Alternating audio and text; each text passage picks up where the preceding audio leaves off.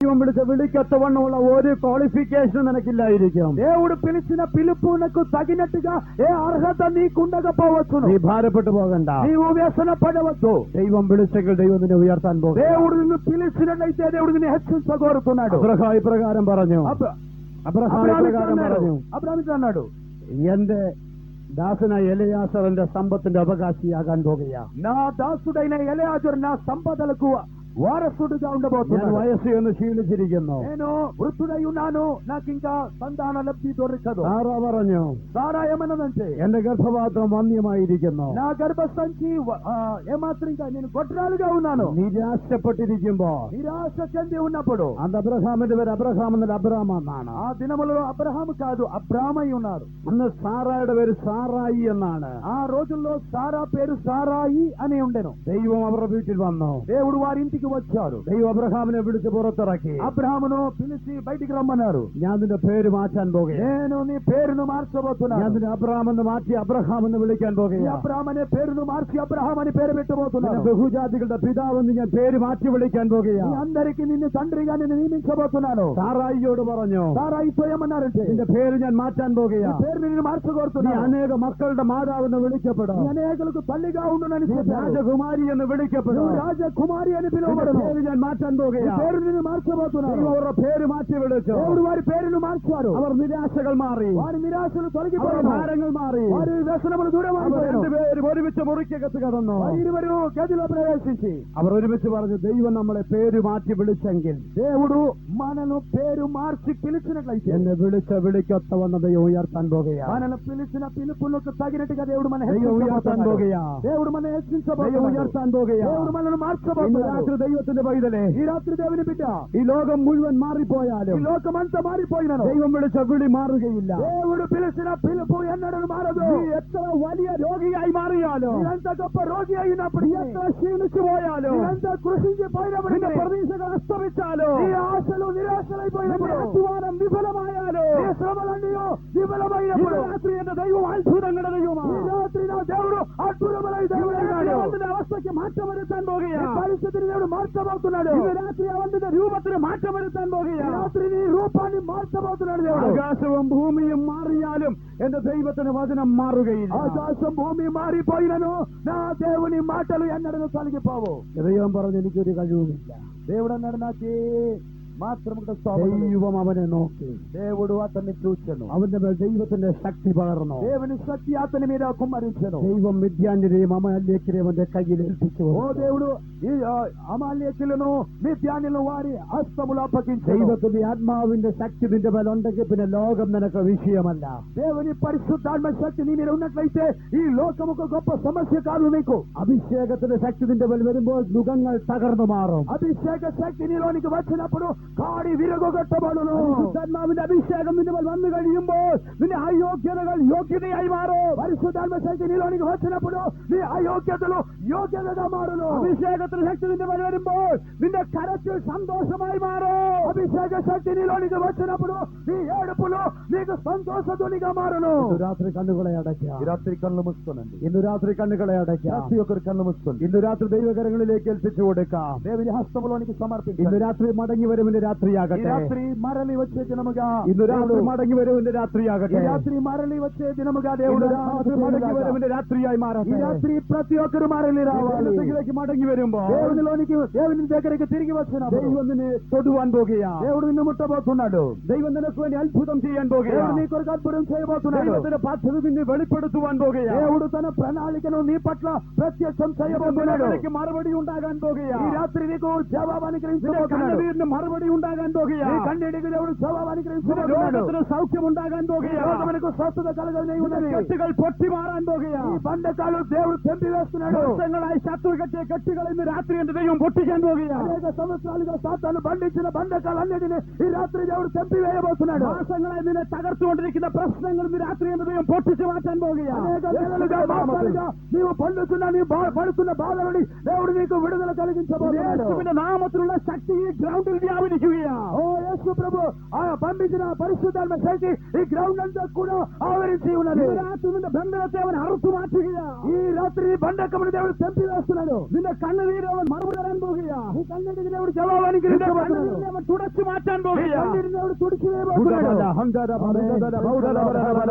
ಎಲ್ಲ ಕಣ್ಣುಗಳು ಇದು ರಾತ್ರಿ ಎಲ್ಲ కన్నులు పడేయట. ప్రతి ఒక్కరు కన్ను మూసుకోవాలి. ಎಲ್ಲ ಕರೆಗಳು ಸ್ವರ್ಗത്തിലേക്ക് ഉയർത്തപ്പെട്ടിട്ട് అందరూ చేతులు పైకెత్తాలి. ഇന്ന് രാത്രി ദൈവം നിന്നെ വിടുവിക്കാൻ പോകുകയാണ്. ఈ రాత్రి దేవుడు నిన్ను విడిపించబోతున్నాడు. ഇന്ന് രാത്രി ഞാൻ നിങ്ങൾക്ക് വേണ്ടി പ്രാർത്ഥിക്കാൻ ఈ പോകുകയാണ്. రాత్రి నీ కొరకు ప్రత్యేక ప్రార్థన చేయబోతున్నాను. ഇന്ന് രാത്രി ദൈവസന്നിധിയെ ഏൽപ്പിച്ചു കൊടുത്താട്ടെ. ఈ రాత్రి నీ జీవితమును దేవునికి సమర్పించు. നാമത്തിൽ വിടുതൽ വ്യാപരിക്കട്ടെ. యేసు నామములో విడుదల జరుగును గాక. എല്ലാ കരങ്ങളും താണിരിക്കട്ടെ. ఆ ప్రతి హస్తమును దించండి. ഇന്ന് രാത്രി ദൈവത്തിന്റെ വചനത്തിന് മുമ്പാകെ ഞാൻ ഏൽപ്പിച്ചു കൊടുക്കുന്നു. ఈ రాత్రి ప్రభువా వాక్యం ఎదుట నా జీవితాన్ని సమర్పిస్తున్నాను. എല്ലാ കരങ്ങളും താണിരിക്കട്ടെ. అందరు చేతులు దించండి. ഇന്ന് രാത്രി ഒരു വാക്ക് കൂടെ പറഞ്ഞ് ഞാൻ അവസാനിപ്പിക്കാം. ఒక మాట కూడా చెప్పి నేను ముగిస్తాను. പലപ്പോഴും എന്റെ ജീവിതത്തിൽ ദൈവത്തിന്റെ ഹിതം എനിക്ക് മനസ്സിലാക്കാൻ കഴിഞ്ഞിട്ടില്ല. ప్రభువా నీ చిత్తాన్ని నేను ఇంతవరకు గుర్తించలేకపోయాను. എന്റെ ഇഷ്ടപ്രകാരം ഞാൻ ജീവിച്ചു. నా ఇష్టానుసారంగా నేను జీవించాను. എന്റെ ആഗ്രഹം പോലെ ഞാൻ ജീവിതം నా മെനഞ്ഞു. ఇష్టానుసారంగా స్వకీయ ఆలోచన చొప్పున నడిచాను. എന്നാൽ ഇന്ന് രാത്രി എന്റെ ദൈവത്തിന്റെ ഹിതത്തിന് വേണ്ടി എന്നെ സമർപ്പിക്കുക. అయితే ఈ రాత్రి నా దేవుని చిత్తం కొరకు నన్ను എന്റെ సమర్పిస్తున్నాను. ഇഷ്ടമൊന്നും എനിക്ക് വേണ്ട. నా చిత్తం ఏమీ జరగకూడదు. എനിക്ക് വേണ്ടി ദൈവമേ നിന്റെ കരമൊന്ന് വെളിപ്പെടുത്തണം. నా కొరకు నీ హస్తమును ప్రత్యక్షపరచుము. എന്റെ ജീവിതം പൂർണ്ണമായി നിന്റെ ഹിതത്തിന് വേണ്ടി ഏൽപ്പിക്കുന്നു. నా జీవితాన్ని సంపూర్తిగా నీ చిత్తము కొరకు అప్పగించుకుంటున్నాను. അങ്ങനെയുള്ളവർ മാത്രം കരമുയർത്തിയാണ്. అతివారు మాత్రం తమ చేతులెత్తండి. അങ്ങനെയുള്ളവർ മാത്രം കരങ്ങൾ అతివారు మాత్రం తమ చేతులెత్తండి. നിങ്ങളുടെ ജീവിതത്തിൽ അത്ഭുതം നടക്കാൻ പോകുകയാണ്. దేవుడు మీ జీవితంలో అద్భుతం చేయనై ఉన్నాడు. നിന്റെ ജീവിതത്തിൽ అద్భുతం നടക്കാൻ പോകുകയാണ്. మీ జీవితంలో అద్భుతములు జరగవనై ఉన్నాడు. ലോകത്തിലെ ആരെയും നീ നോക്കണ്ട. నీవు లోకములో ఎవరిని చూడవద్దు. ലോകത്തിലെ ആരെയും നീ നോക്കണ്ട. లోకములో ఎవరిని చూడక్కర్లేదు. നിന്റെ ജീവിതം ദൈവം കാണട്ടെ. దేవుడు నీ జీవితాన్ని നിന്റെ చూడని. കരം ദൈവം കാണട്ടെ. నీ కరములు దేవుడు చూడని. ഞാൻ പ്രാർത്ഥിക്കാം. ప్రార్థన చేస్తున్నాను. പരിശുദ്ധനായ ദൈവമേ, పరిశుద్ధ దేవా, കരമുയർത്തിപ്പിടിച്ചിരിക്കുന്നവർക്ക് വേണ്ടി പ്രാർത്ഥിക്കുന്നു. చేతులెత్తిన వారి కొరకు ప్రార్థన చేస్తున్నాం. ഈ ദിവസങ്ങൾ അവരെ അനുഗ്രഹിക്കണമേ. ఈ దినములలో వారిని ఆశీర్వదించు. അവരെ കുറിച്ചുള്ള നിന്റെ ഹിതം അവർ വെളിപ്പെടുത്തണമേ. వారి పట్ల నీ ప్రణాళికను నీవు నెరవేర్చుము, చిత్తము జరిగించు. അവരുടെ പ്രശ്നങ്ങൾക്ക് കർത്താവ് പരിഹാരം കൊടുക്കണമേ. వారి సమస్యలకు నీ పరిహారము അവരുടെ దయచేయి. രോഗത്തെ കർത്താവ് వారి സൗഖ്യമാക്കണമേ. రోగములు స్వస్థపరచుము. കർത്താവായ യേശുവിന്റെ നാമത്തിൽ അവരെ അനുഗ്രഹിക്കുന്നു. రాజుడైన యేసు నామములో మేము వారిని ఆశీర్వదిస్తున్నాం. വിടുതൽ കൽപ്പിക്കുന്നു. విడుదల మేము సెలవిస్తున్నాం. അനുഗ്രഹിക്കുന്നു. ఆశీర్వదిస్తున్నాం. യേശുവിന്റെ നാമത്തിൽ തന്നെ. యేసు నామమున കരങ്ങളെ ആട്ടി ദൈവത്തെ സ്തുതിച്ചാട്ടെ. అందరి చేతులు దేవుని స్వాగతం చెప్పండి. ആ കരങ്ങളെ ആട്ടി ദൈവത്തെ മഹത്വപ്പെടുത്തി. చేతులు ఆడించి ఈ విధంగా చేతులు. Praise the Lord. Praise the Lord. ഈ വചനങ്ങളാൽ ദൈവം നമ്മെ ఈ അനുഗ്രഹിക്കട്ടെ. వాక్యం ద్వారా దేవుడు మనల్ని ఆశీర్వదించును. Thank you very much.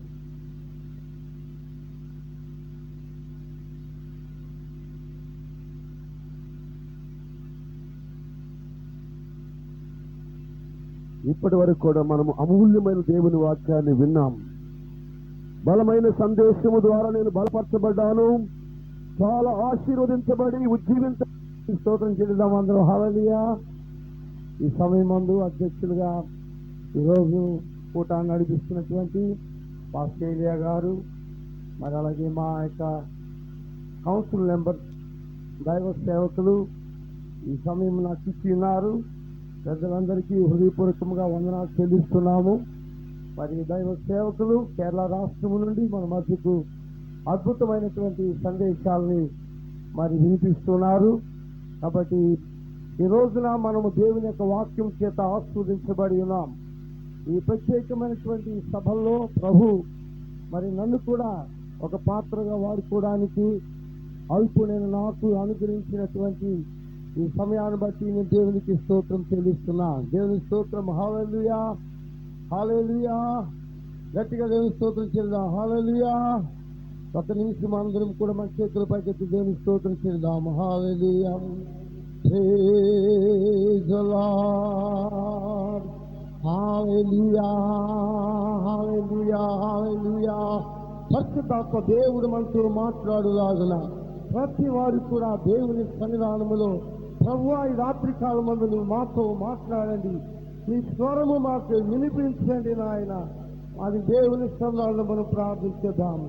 Praise the Lord, hallelujah. Hallelujah.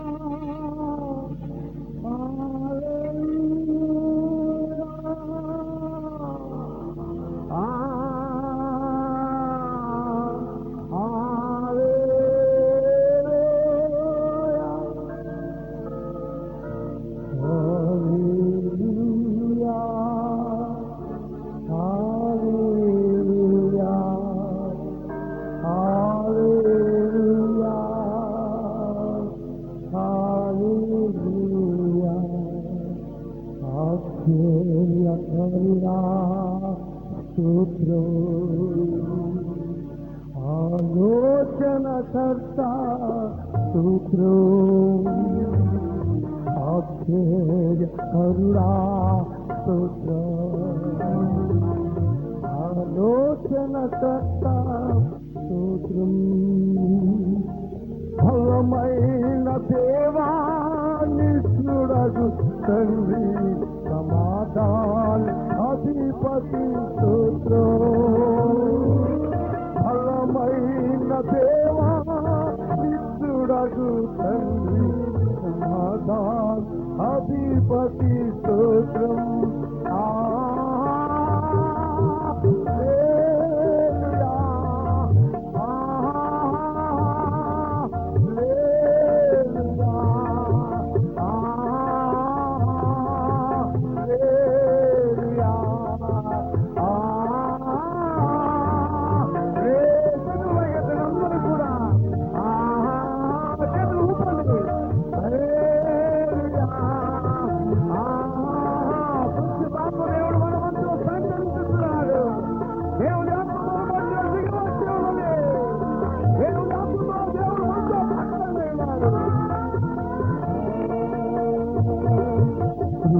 సత్య సంపూర్ణ సూత్రం,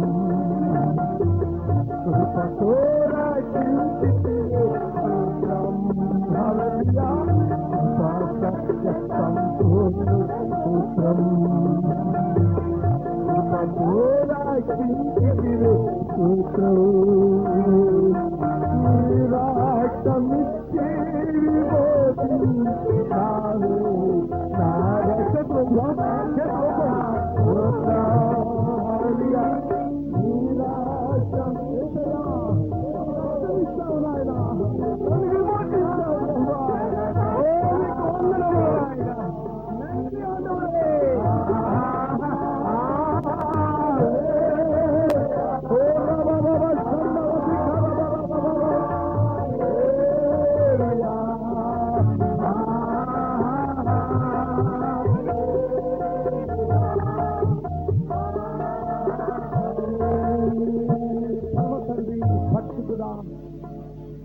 రాత్రి సమయమును మీరు ఆస్వాదించండి. ఈ వాక్యం ద్వారా మీరు మాతో మాట్లాడారు. మీ సన్నిధి మా కనుగురించాలి. స్తోత్రాలు. పరిశుద్ధాత్మదేవా, మీరు మాతో ఉన్నందుకు స్తోత్రము నాయన. ఈ రాత్రి ప్రభా, మీరు మాతో మాట్లాడుతున్నందుకు వందనాలు ఆశీర్వదిస్తున్నాను. దేవాల్పునైన నన్ను మీరు మరుగుపడి మీరే మాట్లాడి మహిమ పొందమని ఏస్తున్నామడుతున్నా పరమత్మ. దేవుని స్తోత్ర, హల్లెలూయా. దయచేసి పరిశుద్ధ గ్రంథములో నుండి నెహెమ్యా రాసినటువంటి గ్రంథము 2వ అధ్యాయము 17వ వచనాన్ని దయచేసి మనం చదువుకుందాం.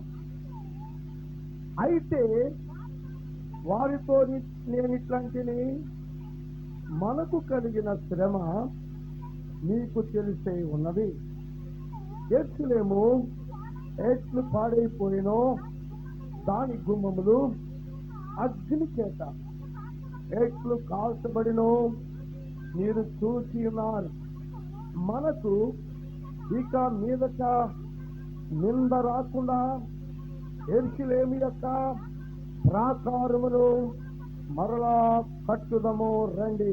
18వ వచనము, ఇదియు కాక నాకు సహాయము చేయు దేవుని కరుణాహస్తమును గూర్చి రాజు నాకు సెలవిచ్చిన మాటలన్నీ నేను వారితో చెప్పి తిని, అందుకు వారు మనము కట్టుటకు పూనుకున్న రండని చెప్పి ఈ మంచి కార్యము చేయుటకై చాలు బలము తెచ్చుకొని దేవునికి స్తోత్రం చెల్లిదామందరం. హల్లెలూయా.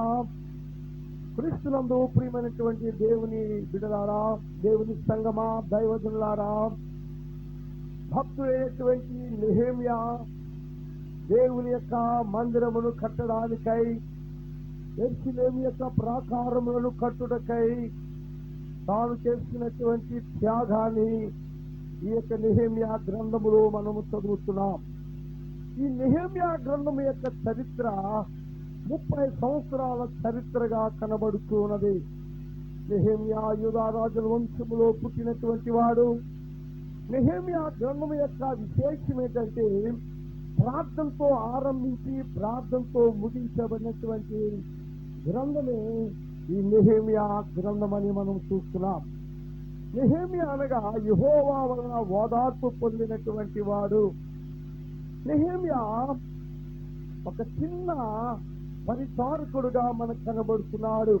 మొదటి అధ్యాయం 11వ వచనం చివరి భాగములో తనంటున్నాడు, నేను రాజులకు గిన్నె అందించువాడనై ఉన్నానని నెహెమ్యా తాను సెలవిస్తున్నాడు.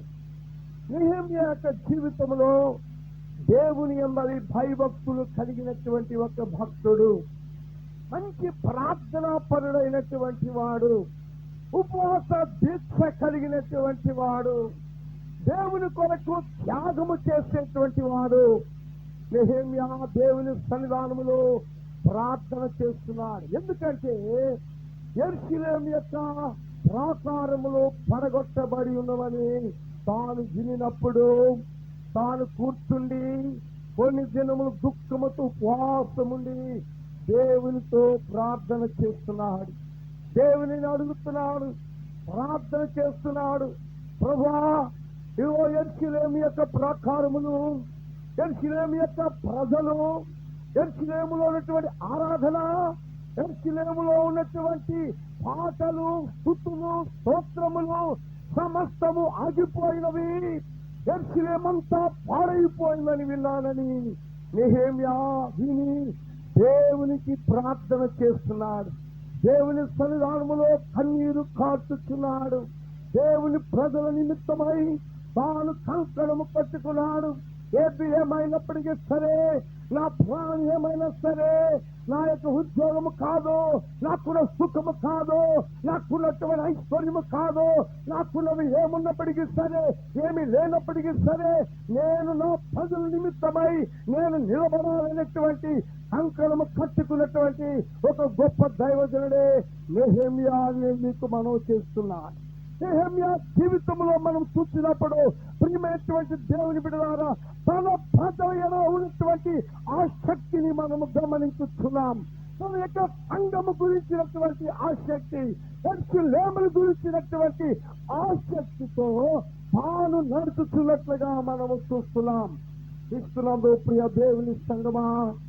నెహెమ్యా మంచి వైభవముతో ఉన్నటువంటి రాజభవనములో ఉన్నప్పటికీ సమస్యలు పట్టినటువంటి చాలా మంచి రాజుతో రాజు యొక్క గిన్నెందించువాడిగా మంచి ఆహారము భుజించువాడైనప్పటికీ నెహెమ్యా ఆహారాన్ని లెక్క చేయలేదు. తనకు కలిగినటువంటి ఐశ్వర్యము కొరకు తాను ఏమాత్రము కూడా ఆశించలేదు. దేవుని ప్రజల నిమిత్తమై లేచి నిలబడినటువంటి దైవ భక్తుడు. అందరూ దేవుని స్తోత్రం చెల్లించండి. హల్లెలూయా. ఈ దినములో ప్రియ దేవుని సంగమా, దేవుడు మన ఎడల కోరుతున్నది ఏమనగా, తన ప్రజల నిమిత్తమై, తన సంఘము నిమిత్తమై, తన సేవ నిమిత్తమై, తన రాజ్యము నిమిత్తమై లేచి నిలబడేవారు కావాలని ప్రభు ఎదురు చూస్తున్నాడు. దేశములో నమ్మకస్తులైన వారి కొరకు దేవుడు కనిపెట్టుచున్నారని చిత్రకారుడు సెలవిస్తున్నాడు. దేశములో నమ్మకమైనటువంటి వారి కొరకై దేవుడు ఎదురు చూస్తున్నాడు. ఈ రాత్రి కాలమందు ప్రియమైన దేవుని సంగమా, నెహెమ్యా గురించి నేర్చుకుంటున్నటువంటి ఈ రాత్రి సమయమందు నెహెమ్యా వలె నీవెందుకు మారకూడదు? నెహెమ్యా వలె నీవెందుకు ప్రార్థించకూడదు? నెహెమ్యా వలె నీవెందుకు దేవుని కొరకై లేచి నిలబడకూడదు? ప్రభువా, నేను ఈ స్థలములో ఉన్నాను నాయనా అని నీవు ప్రార్థన చేసినట్లయితే ప్రభు నెహెమ్యా వలె నిన్ను కూడా వాడుకోవడానికి ఆయన ఇష్టపడుతున్నాడు. దేవునికి స్తోత్రం కలుగును గాక. నెహెమ్యా ఒక పిలుపునిస్తున్నాడు. నెహెమ్యా ఒక పిలుపునిస్తున్నాడు. నెహెమ్యా అంటున్నాడు కదా, రండి మన మీద ఉన్నటువంటి నింద తొలగిపోవున్నట్లుగా, మన మీద ఉన్నటువంటి ఆ యొక్క నింద రాకుండా యెరూషలేము యొక్క ప్రాకారాన్ని మరలా మనము కట్టుదము అని ఒక పిలుపునిస్తున్నాడు. పడిపోయినటువంటి ప్రాకారములు చూడ్డానికి వెళ్ళాడు. రాజు సెలవిచ్చాడు. తను తీసుకున్నటువంటి కొన్ని మరి తనతో కొంతమందిని తీసుకున్నాడు. ఆ యొక్క యెరూషలేము మందిరం కట్టడానికై, ఆ ప్రాకారాలు కట్టడానికై కొంత కలపం తీసుకున్నాడు. తాను ప్రయాణమై వెళ్ళిపోయి యెరూషలేములో ఒక ప్రకటన చేస్తున్నాడు. యెరూషలేములో ఉన్నటువంటి ప్రజలు వింటున్నారు. నెహెమ్యా యొక్క పిలుపుని వింటున్నారు. రండి మనము కట్టుదము, రండి మనము కట్టుదము, పడిపోయిన ప్రాకారములను బాగు చేయదము, రండి అని ఒక చక్కని పిలుపునిస్తున్నాడు. ఈ రాత్రి ప్రియ దేవుని సంగమా, ప్రియ దేవుని బిడ్డ, ఈ రాత్రి కాలమందు ప్రభు నీతో మాట్లాడుతున్నాడు. రండి మన దేశమును మనము కట్టవలసినటువంటి వారమై ఉన్నాం. పడిపోయినటువంటి ప్రకారములు, చెడిపోయినటువంటి ప్రకారములు బాగు చేయడానికి ఇది మనకు తగిన సమయమైనది. ఈ రాత్రి సమయమందు ప్రియ దేవుని సంగమా, ప్రియ దేవుని బిడ్డలారా, ఎవరైనప్పటికీ సరే ప్రభువు నీతో మాట్లాడుతున్నాడు. ఎందుకంటే పడిపోయినటువంటి ప్రకారములు, చెదిరిపోయినటువంటి ప్రకారములు, నెమ్మది లేనటువంటి జీవితాలకు, ఆత్మీయమైనటువంటి పతనమైపోయినటువంటి వారి గురించి, ఆత్మీయమైన జీవితంలో నాశనమైపోయినటువంటి వారి గురించి, ఆత్మీయంగా చెదిరిపోయినటువంటి వారి నిమిత్తమై వేసి మనము కట్టడానికి మనము పూనుకుందాం. దేవుని స్తోత్రం. హల్లెలూయా, హల్లెలూయా, హల్లెలూయా. నెహెమ్యా పిలుస్తున్నాడు. రండి రండి యేసుని యొద్దకు రమ్మనుచున్నాడు. రండి రండి యేసుని యొద్దకు రమ్మను. ప్రయాసపడి భారము మోయు, ప్రయాసపడి ప్రభుని చెంతకు పరుగి వేగమే, రండి రండి యేసుని యొద్దకు ఉన్నాడు. ప్రభు యేసుని కొరకై తనదు ప్రాణమునిచ్చే కదా. ప్రభు యేసుని కొరకై తనదు ప్రాణము, సిలువలో రక్తము,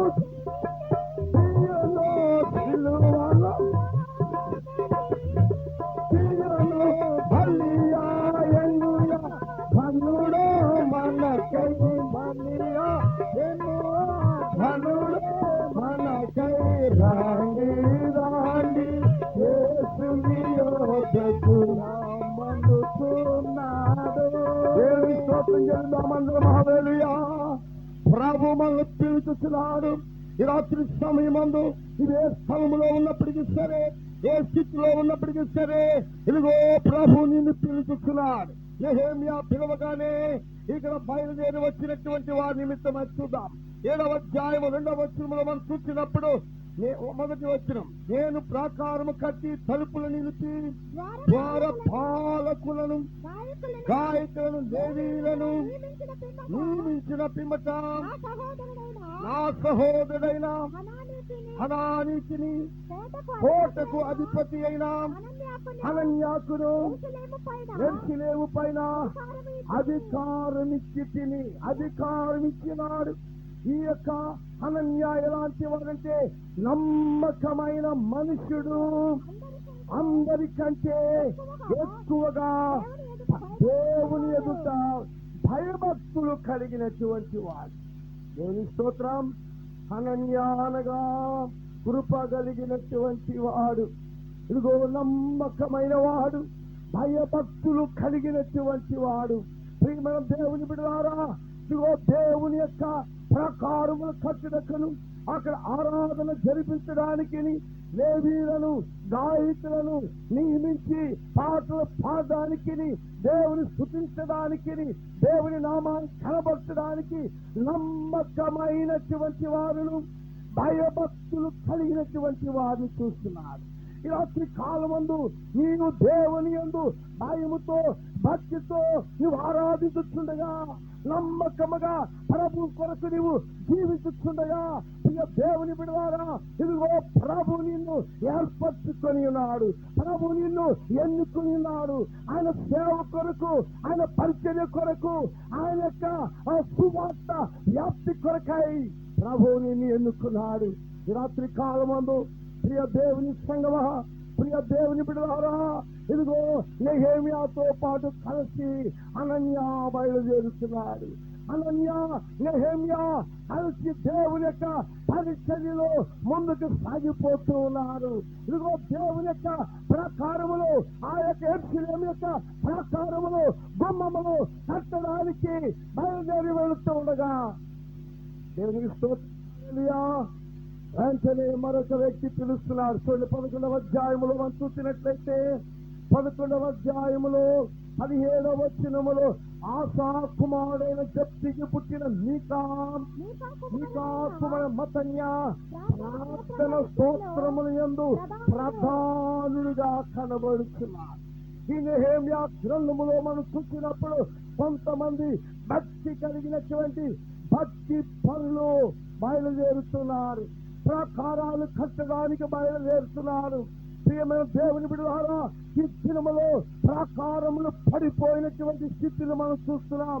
అయితే మనము ప్రాకారములు కట్టడము రండి అని నెహెమ్యా పిలుస్తుండగా ఇక్కడ మత్తన్యా వచ్చుతున్నారు.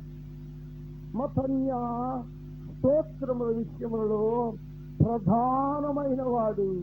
మత్తన్యా ప్రార్థన విషయములో, స్తోత్రముల విషయములో ప్రధానమైనటువంటి వాడు.